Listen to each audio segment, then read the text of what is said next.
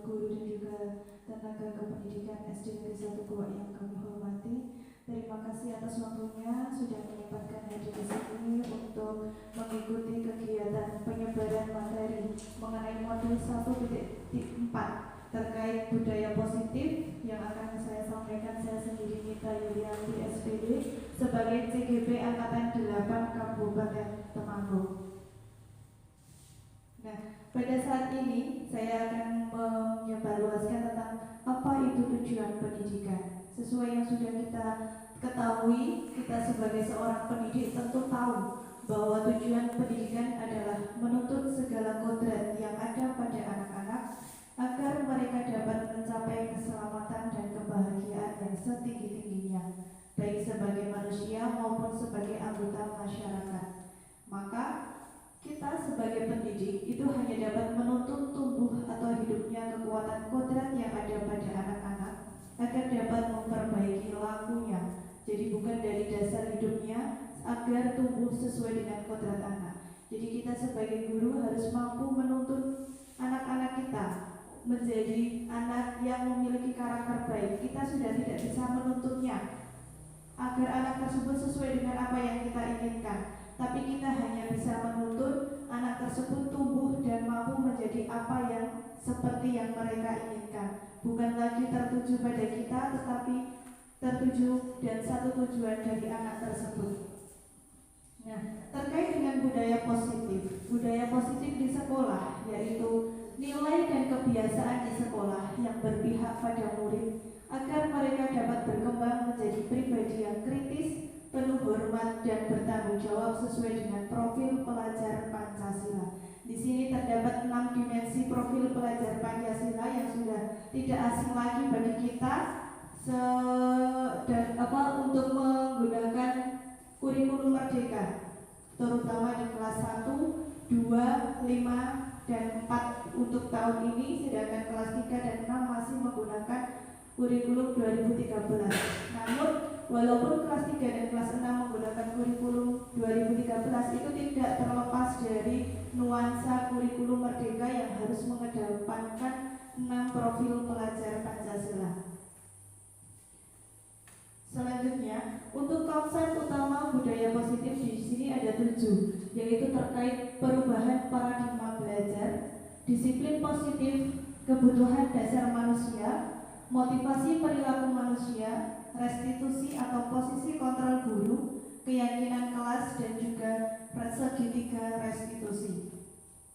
Nah, di sini dalam perubahan paradigma belajar, dalam membangun budaya positif, lingkungan sekolah dapat menyediakan lingkungan yang positif, aman, dan nyaman agar siswa mampu berpikir, bertindak, dan mencipta dengan merdeka, mandiri, dan bertanggung jawab. Disiplin sangat berkaitan dengan kontrol guru terhadap siswa. Jadi kita sebagai guru harus bisa mengontrol siswa. Ketika kita sekarang untuk zaman era pengembalian masa-masa anak ketika kemarin suasana COVID, dan sekarang untuk dapat kembali lagi ke suasana tatap muka, maka akan menjadi tantangan terbesar kita untuk mengembalikan semangat anak, mengembalikan karakter tubuh anak yang pada dasarnya kemarin waktu COVID sudah mereka terlalu ketergantungan dengan sosmed. Jadi bagaimana kita menciptakan lingkungan yang positif di dalam kelas dengan menggunakan gerakan literasi, dan juga bisa dengan menggunakan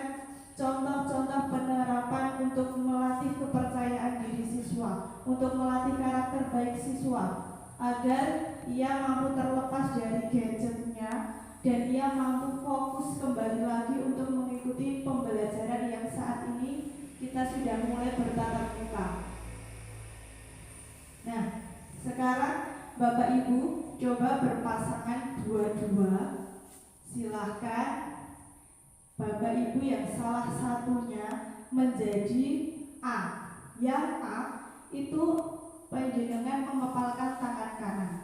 Nah, tangan kanan ini di dalam genggaman Anda itu berisi sebuah hal yang paling penting yang menurut Anda itu tidak akan Anda lepaskan untuk siapapun, karena itu sangat berharga dalam diri Anda. Kemudian nanti yang teman yang satu menjadi B, itu silakan panjenengan untuk merayu teman panjenengan untuk melepaskan genggaman tersebut. Boleh dengan merayu, boleh dengan mengata-ngatainya, boleh juga dengan menggelitik atau dengan tindakan apapun, terserah panjenengan. Monggo, saya beri waktu 3 menit untuk berpasangan dengan teman-teman Anda. Salah satunya silakan bebas mau dengan siapapun. Yuk, 3, 2, 1. Monggo, mau dengan siapa? Silakan ya, satu menjadi mengepalkan tangan. Monggo Pak Sabar bisa dengan Pak Yasin. Ya, Pak Sabar bertiga. Pak Sabar dengan Pak Angger dengan Pak Pram. Monggo, satu yang mengepalkan, 2 menjadi penggoda untuk melepaskan apa yang ada di genggamannya. Terserah monggo. Dan Anda pastikan sampai waktu habis apakah teman Anda itu melepaskan genggamannya atau tidak. Ya. Ya, 3 menit dimulai dari sekarang. Monggo.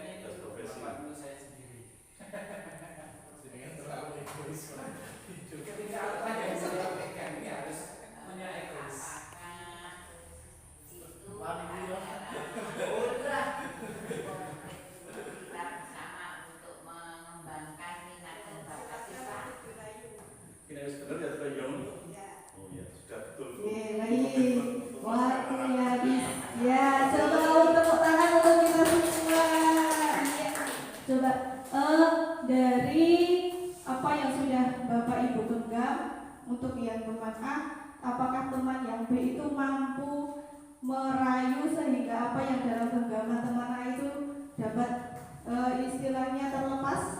Apakah semua teman A itu masih tetap berpegang teguh dengan apa yang mereka genggam atau melepaskan dengan percuma ke temannya? Ya, coba monggo. Jadi Pak Angger ini saya sudah mencoba untuk merayu, tetapi memang karakternya itu atos. Di samping sudah mempunyai model karakter atos, tapi saya kira Pak Angger sudah punya alasan yang lain. Pak Angger sudah punya hak, dan saya mencoba Pak Sabar juga untuk merayu, dan ternyata tidak bisa. Gitu, Pak. Baik, ternyata Pak Angger itu atos.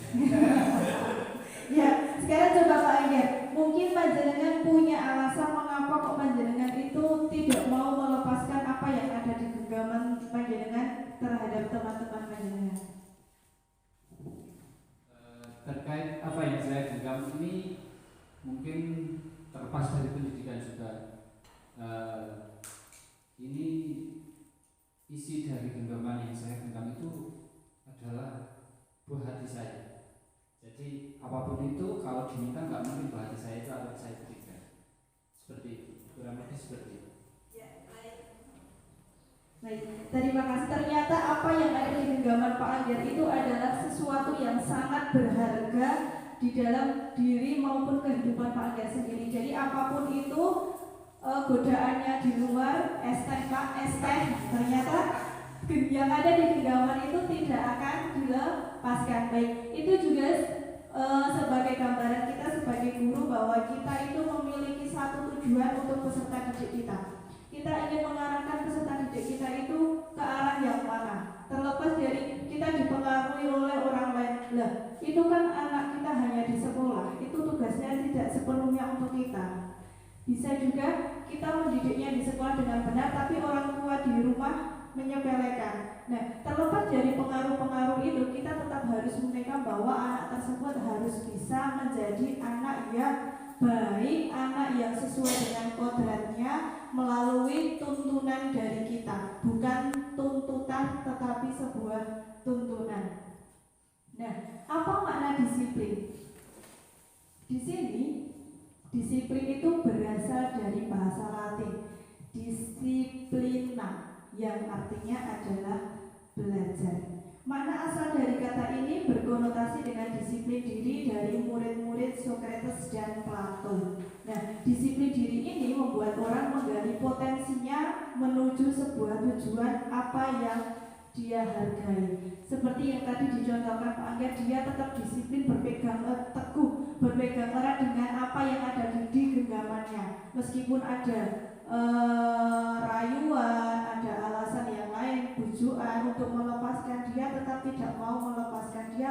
Jadi tetap berpegang teguh, berpegang erat pada disiplinnya. Dia tidak berbelok arah. Ada pertigaan, dia tetap lurus, tidak mau berbeloknya. Tak wae, karena saya sudah tidak mampu, itu tidak. Tetapi apapun alasannya, itu akan tetap menjadi tujuan utama kita. Nah, namun dalam budaya kita, makna kata disiplin ini telah berubah menjadi sesuatu yang dilakukan seseorang pada orang lain untuk mendapatkan kebutuhan. Misalnya, di situ kecenderungan umumnya adalah menghubungkan kata disiplin dengan ketidaknyamanan. Jadi bukan dengan apa yang kita hargai atau pencapaian suatu tujuan mulia. Kita menuntut anak untuk, misalnya kalau dengan didikan keras, kamu harus bangun jam 6. Kalau kamu kok lebih dari jam 6 atau telat, kamu akan saya hukum. Nah, ini nanti, atau juga kamu harus berangkat ke sekolah dan sampai sekolah pukul 7. Kalau terlambat nanti akan saya hukum. Misalnya, anak tersebut ketika 1 atau 2 kali terlambat, mungkin dia bisa menerima hukumannya. Tapi kalau dia sering kali terlambat dan kita terlalu sering untuk menghukum, maka anak tersebut akan lebih memiliki rasa pendendam terhadap kita. Dan juga motivasinya, ayo makan gasik tidak dihukum, kok tidak diseneni Pak A, nanti tidak dimarahi dan dihukum oleh Pak B. Nah, itu akan menimbulkan perasaan yang tidak sesuai dengan apa yang kita inginkan. Nah, disiplin di sini adalah kemampuan memerintah diri sendiri. Jadi disiplin itu akan tumbuh dalam diri kita sendiri tanpa ada paksaan atau tanpa ada pengaruh dari orang lain. Nilai-nilai yang kita hargai adalah nilai kebajikan atau sifat positif manusia yang merupakan tujuan mulia yang ingin dicapai setiap individu, yaitu berpedomankan lagi dengan nilai-nilai profil pelajar Pancasila, yaitu mungkin ada yang masih hafal, Bu Sri mungkin masih hafal ya? Selalu hafal di kurikulum Merdeka ini. Pelajar Pancasila itu yang seperti apa? Beriman dan bertakwa terhadap Tuhan Yang Maha Esa, gotong royong, mandiri, berkebinekaan global, terus apalagi kreatif dan bernalar kritis. Nah, itu adalah 6 profil pelajar Pancasila. Yang selanjutnya adalah kebutuhan dasar manusia. Kita sebagai manusia itu memiliki kebutuhan dasar, bukan hanya anak-anak tetapi seorang dewasa pun selalu memiliki, dan kita punya 5 kebutuhan dasar. Apa itu? Yaitu yang pertama kebutuhan survival atau kebutuhan bertahan hidup, yang meliputi sandang, pangan, dan papan. Kita juga memiliki kebutuhan terkait cinta dan kasih sayang, terkait kesenangan, kebebasan, dan penguasaan. Kita tidak bisa dikekang oleh satu peraturan. Nah, di sini ada sebuah kasus. Pak Anto, guru kelas 6 di SD Negeri 1 Maju, sedang bingung menghadapi ulah salah satu murid di kelas bernama Udin. Beberapa anak telah datang dan mengeluhkan Udin yang seringkali meminta bekal makan siang mereka dengan paksa. Jika Anda menghadapi situasi seperti Pak Anto, apa yang akan Anda lakukan? Menurut Anda, kira-kira apa alasan Udin melakukan hal itu? Nah, di situ ada sebuah kasus Udin itu selalu meminta bekal makan siang mereka. Berarti Udin itu membutuhkan sebuah kebutuhan dasar manusia, kelima-limanya. Misalnya di sini, ya, dalam konteks penerapan disiplin positif itu, Udin berarti yang pertama untuk bertahan hidup. Dia meminta bekal ke anak-anak, ke teman-temannya itu karena Udin itu merasa lapar dan juga orang tuanya tidak membawakannya bekal makan siang. Kemudian teman Udin jadi perhatian ke Udin. Nah, itu akan membuat Udin itu merasa dia dicintai dan diberikan kasih sayang karena teman-temannya akan lebih perhatian. Dalam perhatian di sini bahwa ternyata Udin, kamu kok selalu meminta bekal ke teman-teman itu kenapa?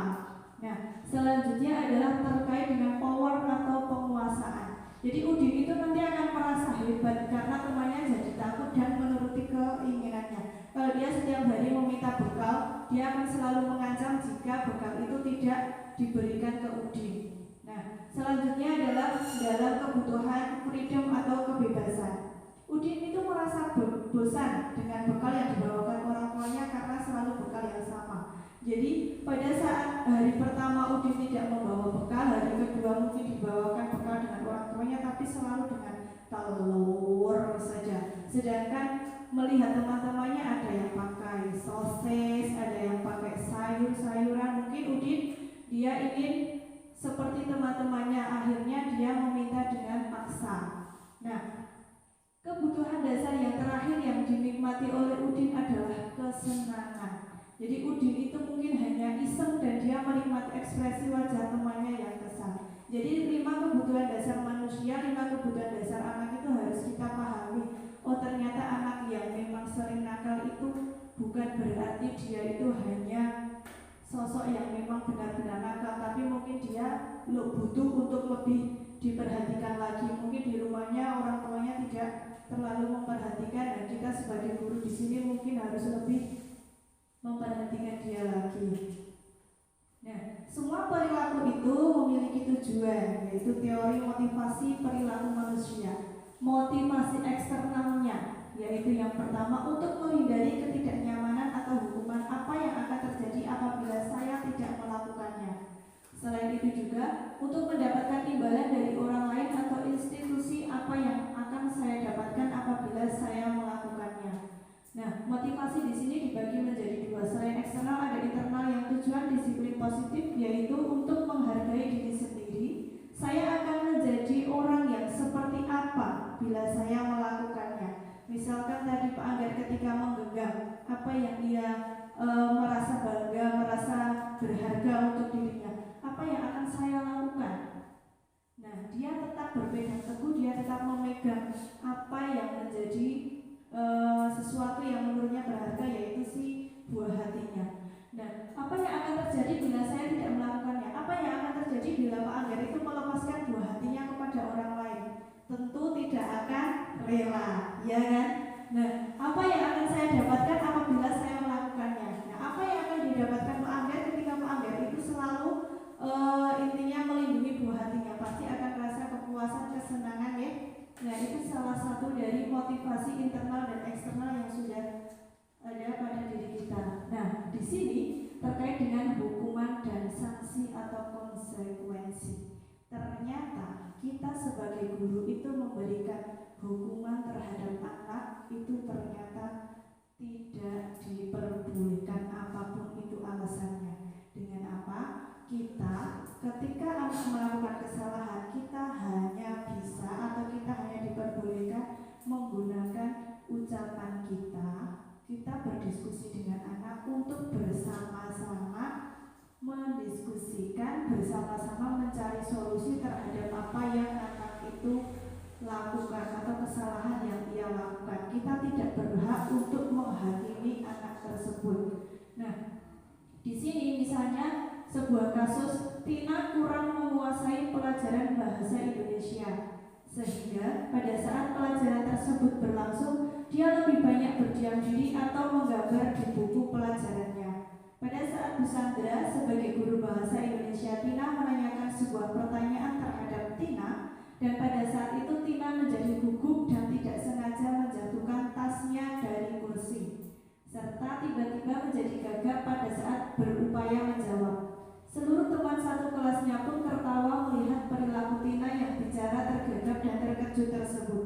Bu Sandra pada saat itu membiarkan teman-teman Tina menertawakan Tina yang tergagap dan malu luar biasa, dan malahan minta Tina untuk maju ke depan dan berdiri di depan kelas sambil menunjuk hidungnya karena tidak bisa menjawab pertanyaan Bu Sandra.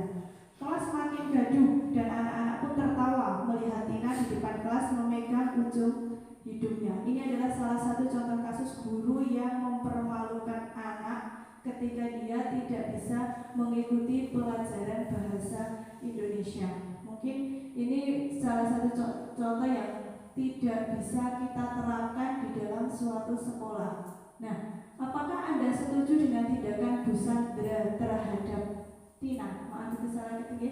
Ya, coba Bapak Ibu, apakah Bapak Ibu setuju dengan tindakan yang dilakukan Bu Sandra tadi? Ketika Tina tidak menguasainya, langsung ketika anak-anak yang lain menertawakan Tina, panjenengan diam saja. Apakah Bapak Ibu setuju? Tentu tidak ya. Karena apa? Karena itu akan membuat anak tersebut menjadi down. Mentalnya akan menciut. Jadi anak itu akan lebih merasa bahwa dirinya itu tidak bisa apa-apa.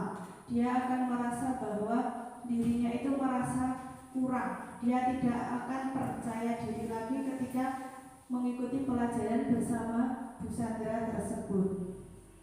Nah, coba di sini ada hukuman dan konsekuensi. Hukuman itu adalah tidak melihat atau tidak memikirkan efeknya terhadap anak.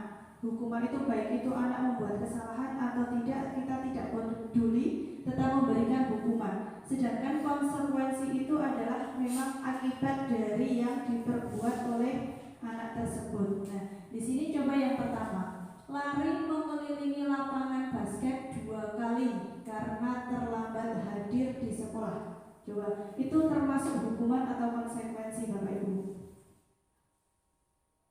Lari mengelilingi lapangan basket 2 kali, ya, itu termasuk hukuman. Kemudian membersihkan coretan yang dibuatnya di meja tulis. Konsekuensi, ya. Murid diminta untuk push up 15 kali karena tidak menggunakan masker ke sekolah. Apa itu? Hukuman, ya. Kemudian yang keempat, menggantikan kertas tugas teman yang telah dicoret-coret. Konsekuensi.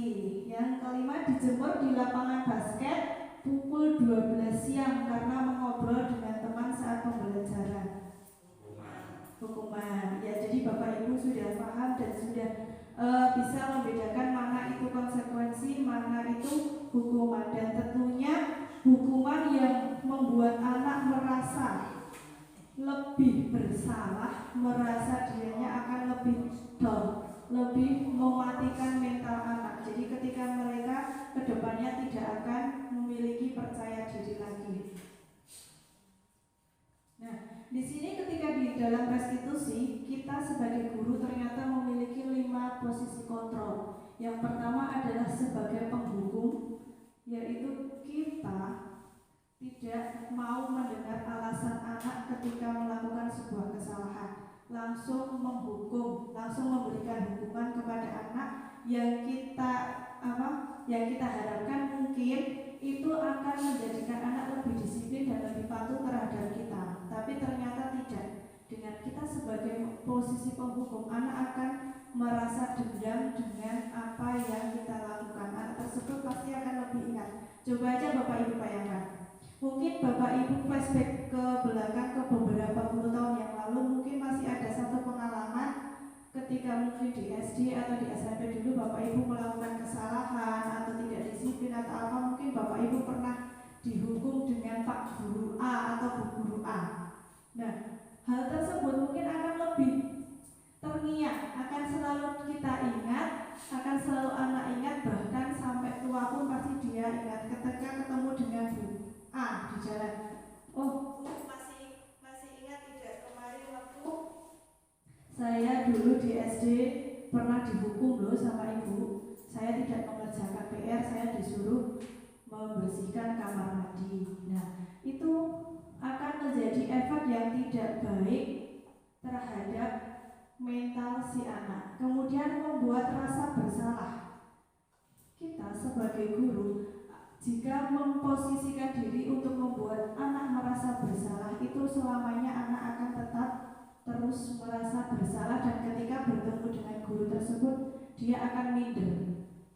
Sama seperti ketika kita membuat kesalahan, kok jadi kita itu kamu yang salah, kita dipojokkan bahwa itu kamu yang salah bukan dia. Maka ketika kita bertemu dengan orang tersebut pasti merasa saya yang salah, saya tidak berani bertemu dengan A.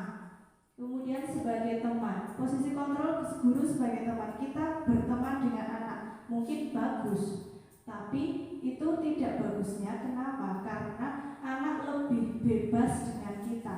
Anak hanya menganggap kita itu sebagai teman, bukan guru. Mungkin dia akan berbicara dengan nada yang sama seperti teman. Rasa menghormatinya itu kurang. Nah, sebagai posisi pemantau, kita sebagai guru hanya memantau saja, tidak memberikan saran langsung terhadap anak. Kita hanya memantau, dan itu berhubungan dengan hukum konsekuensi tadi. Jika anak melakukan mencoret-coret kertas milik temannya, kita pantau, ayo apa yang kamu lakukan, apa yang harus kamu lakukan setelah kamu mencoret-coret kertas milik temannya. Nanti anak tersebut mungkin akan menggantikan teman kertas yang ada milik temannya. Kemudian posisi kontrol yang terakhir adalah sebagai manajer. Di sini yang ada manajer itu bukan hanya di sebuah perusahaan, tetapi di dalam dunia pendidikan sebagai seorang guru kita harus bisa memposisikan diri sebagai seorang manajer. Mengapa? Karena guru sebagai manajer itu pasti akan bertanya dan membuat kesepakatan. Seperti apa yang kita lakukan di kurikulum Merdeka ini, sebelum pembelajaran berlangsung kita membuat kesepakatan kelas dulu. Kemudian apa sebenarnya harapanmu? Menggunakan pertanyaan yang memotivasi anak, tidak memojokkan anak.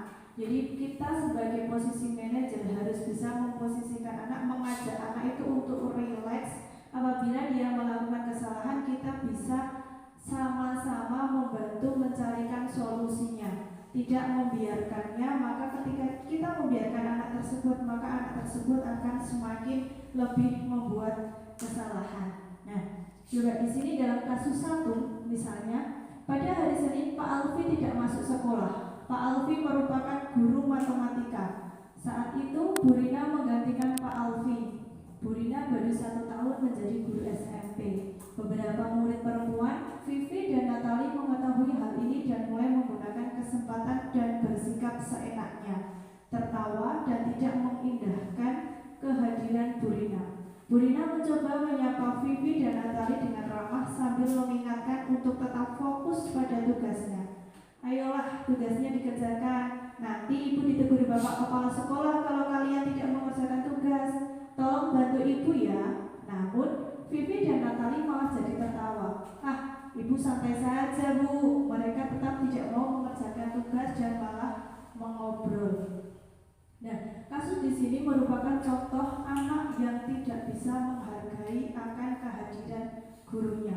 Jika kita memposisikan diri sebagai manajer, kita bisa memanggil anak tersebut, kemudian ditanya, mengapa? Kita cari alasannya. Mengapa kamu tidak mengindahkan Bu Guru? Mengapa kamu tidak senang dengan kehadiran Bu Guru? Lalu kita juga bisa membuat kesepakatan dengan anak. Ketika kamu pelajaran dengan Bu Guru, apakah kamu masih mau mengulangi perbuatan kamu? Jika tidak, maka kamu harus bisa menghargai dan melakukan kegiatan seperti teman-teman yang lainnya. Nah, di sini di dalam membuat keyakinan kelas itu apa? Mungkin kita sebagai awal baru ya Bu, Bapak Ibu, ketika kita masuk ajaran pertama yang harus kita lakukan adalah melakukan tes diagnostik awal, baik itu kognitif maupun non-kognitif, sebagai bentuk upaya kita untuk mengetahui sejauh mana kemampuan anak. Kemudian selain itu kita juga harus membuat keyakinan kelas yang berisikan dengan kesepakatan kelas yang akan kita pelajari ke depannya itu seperti apa. Jika kita sudah memiliki kesepakatan kelas dan sudah disepakati bersama oleh anak, yang kita harapkan adalah anak mampu menyepakati dan menjalankan apa yang sudah kita buat kesepakatan sebelumnya. Jadi kesepakatan itu terdiri dari yang pertama, pasti sudah ada peraturan kelas. Kita membuat peraturan kelas yang kemudian dibuat sebuah keyakinan kelas. Karena apa?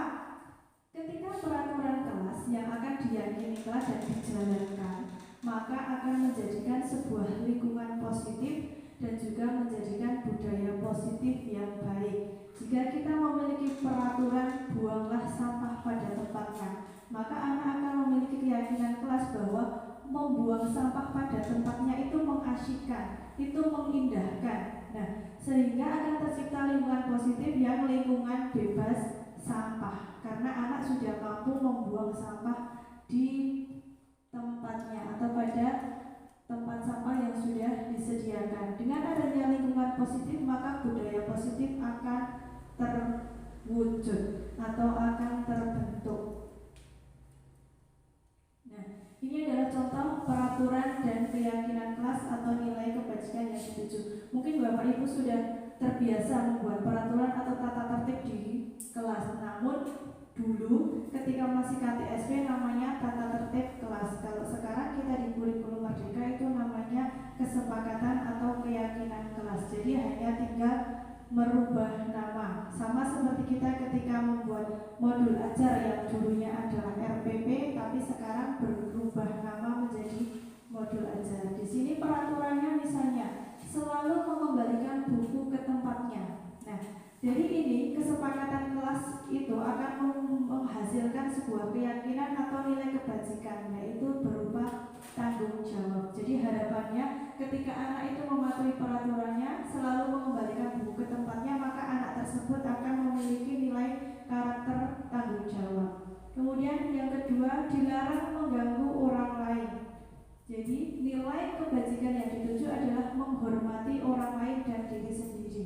Kalau anak itu tidak mengganggu orang lain, tidak nakali temannya, berarti harapan kita anak tersebut untuk dapat menghormati orang lain itu sudah terwujud. Misalkan yang terakhir itu ada dilarang berlarian di kelas atau koridor. Dilarang berlarian di dalam kelas.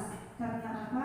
Jangan lari-lari, nanti kalau jatuh, lecet, nangis. Nah, jika anak tersebut sudah mematuhi peraturan dan kesepakatan kelas yang sudah dibuat, maka nilai kebajikan, keselamatan dan keamanan anak tersebut akan kita raih.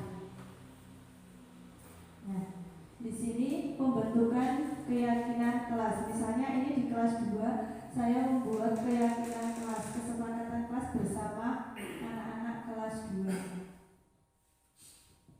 tentang tanggung jawab, disiplin ketika mengerjakan PR, kemudian saling menghormati ketika pelajaran sekolah. Terus selanjutnya di situ adalah saling mendukung teman yang lain. Ketika temannya di depan, tidak disorai ketika dia melakukan kesalahan. Selanjutnya di sini adalah segitiga restitusi. Apa itu segitiga restitusi? Segitiga restitusi di sini adalah proses menciptakan kondisi bagi murid untuk memperbaiki kesalahan mereka, sehingga mereka bisa kembali pada kelompok mereka dengan karakter yang lebih kuat.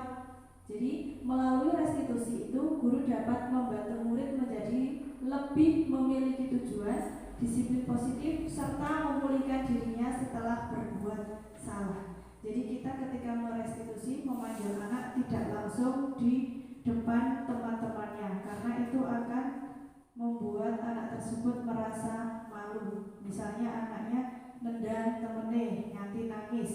Jadi kita tidak boleh langsung ditanya, kamu mau kok nendang koncone, tetapi di depan teman-teman yang banyak. Pasti anak itu akan membela diri. Wong mboten kok Bu, saya wong mboten nendang, kae sing nendang dhisik. Tapi ketika anak tersebut kita ajak ngobrol sendiri berdua misalnya, pasti anak tersebut akan memberikan alasannya. Mereka lebih terbuka mengapa kok melakukan kegiatan tersebut atau melakukan tindakan kesalahan tersebut. Jadi mereka lebih leluasa untuk cerita dengan kita dibandingkan ketika dihadapkan dengan teman-teman yang lainnya. Nah, di sini segitiga restitusi itu ada 3 tahapan. Yang pertama adalah menstabilkan identitas, yang kedua adalah validasi tindakan yang salah, dan yang ketiga adalah menanyakan keyakinan. Ketika kita mengatasi anak yang bermasalah, kita tentunya akan menanyakan perbuatan itu salah atau benar. Tetapi kita juga tidak boleh langsung menyalahkan anak. Kita seakan-akan membuat anak itu merasa lebih enjoy untuk bercerita dengan kita. Misalkan tidak apa-apa, bukan hanya kamu yang pernah berbuat salah. Misalkan kita memposisikan diri sebagai anak tersebut. Dulu Bu Guru juga pernah berbuat salah seperti kamu. Nah, jadi sekarang kalau kamu sudah tahu kamu salah, kamu harus bisa memperbaiki kesalahan kamu. Jadi di sini Bu Guru tidak akan menyalahkan seutuhnya kamu dan tidak akan mencari tahu siapa dan mengapa kok kamu itu selalu melakukan kesalahan seperti itu. Nah, kemudian dalam kegiatan validasi tindakan yang salah, kita pasti akan menanyakan alasan mengapa anak itu melakukan sebuah kesalahan. Dengan kata misalnya, kamu pasti punya alasan kan mengapa kamu melakukan itu. Nah, sekarang coba kamu cerita alasannya apa. Ceritakan kepada Bu Guru, mumpung di sini tidak ada teman karena tidak ada yang mendengar. Nah, mungkin anak itu akan berkata lebih jujur. Mungkin anak tersebut akan merasa saya bisa bercerita saat ini karena tidak ada teman yang mendengar, jadi tidak ada yang memojokkan. Dalam hal menanyakan keyakinan, kita menyepakati dengan anak. Dulu sebelum kita melakukan pelajaran atau di awal tahun, kita sudah membuat kesepakatan kelas. Apakah kamu masih ingat? Apakah kamu percaya dengan kesepakatan kelas kita yang pernah kita buat? Coba kita ajak anak tersebut untuk mereview balik. Coba kamu masih ingat tidak kesepakatan kamu, kesepakatan kelas kita yang dulu kita bentuk? Misalnya kerukunan, saling menghormati. Nah, anak tersebut mungkin akan merasa, oh iya, saya dulu sudah menyepakati bahwa dengan teman itu harus rukun, harus saling menghormati. Berarti saya kalau nakal, kalau saya membuat kesalahan dengan teman, saya harus apa? Saya harus meminta maaf dengan teman. Kita mencari solusi bersama dengan guru.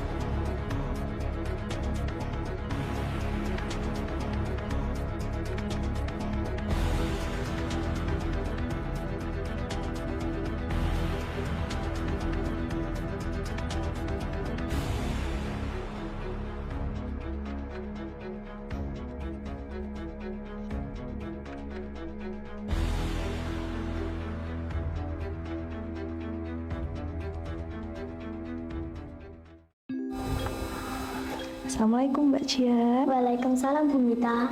Mbak Jihan, apa Mbak Jihan tahu mengapa Bu Mita panggil ke sini? Tidak tahu. Tidak tahu. Jadi begini Mbak Jihan, tadi ketika mengerjakan soal ulangan, Bu Mita amati Mbak Jihan itu menyontek jawaban milik Mbak Ica.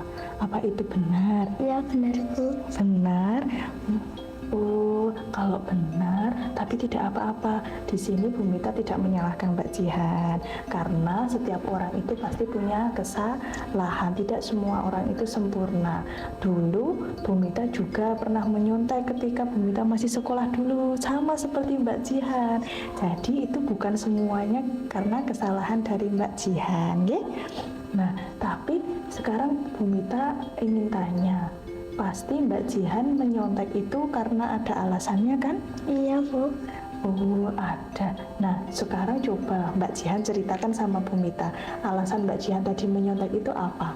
Karena tadi malam saya tidak belajar tapi malah menonton TV. Oh, tidak belajar, malah menonton TV. Menonton apa memangnya? Upin Ipin. Upin Ipin. Mbak Jihan suka sama Upin Ipin? Iya. Iya. Oh, tadi malam nonton TV-nya sampai jam berapa? Jam 8. Sampai jam 8. Jadi Mbak Jihan lupa, tidak belajar. Lupa juga kalau mau ulangan. Oh, di rumah ada bapak atau ibu? Ada. Oh, tidak mengingatkan Mbak Jihan untuk belajar ya? Tidak. Tidak.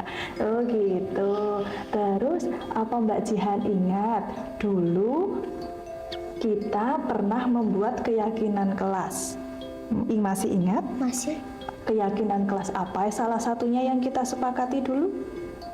mengutamakan kejujuran. Mengutamakan kejujuran. Pinter. Berarti tadi kalau Mbak Jihan menyontek itu berarti jujur atau tidak? Tidak. Tidak. Apa Mbak Jihan meyakini keyakinan kelas kita? Iya, iya meyakini. Kalau Mbak Jihan meyakini, Bu Mita tanya, apakah Mbak Jihan mau memperbaiki kesalahannya Mbak Jihan? Ya. Mau ya? Mulai kapan Mbak Jihan mau memperbaikinya? Mulai nanti Mulai nanti dengan cara apa? dengan cara Apa? Belajar? Ya? iya Iya, belajar lebih apa? lebih yang rajin. Lebih rajin, iya. Belajar lebih rajin, belajar lebih giat lagi, begitu? Iya. Baik, jadi Bu Mita harap kesalahan yang Mbak Jihan lakukan tadi tidak terulang kembali, ya. Begitu ya, sepakat ya, tidak mengulangi lagi ya. Ya, peluk dulu. Pintar. Jadi seperti itu Bapak Ibu. Demikian yang dapat saya sampaikan terkait dengan segitiga restitusi. Jadi intinya kita harus bisa menciptakan budaya positif kita di lingkungan anak-anak kita tanpa harus mengorbankan mental anak, tanpa harus membuat anak itu merasa bahwa dia yang punya salah, tetapi kita harus bisa memperbaikinya, menemukan solusi dengan baik, solusi agar anak tersebut tetap enjoy ketika berteman dengan lainnya, jadi merasa tidak dibully atau diasingkan dengan teman-teman yang lainnya. Baik, sekian dari saya, kurang dan lebihnya saya mohon maaf. Saya akhiri. Wassalamualaikum warahmatullahi wabarakatuh.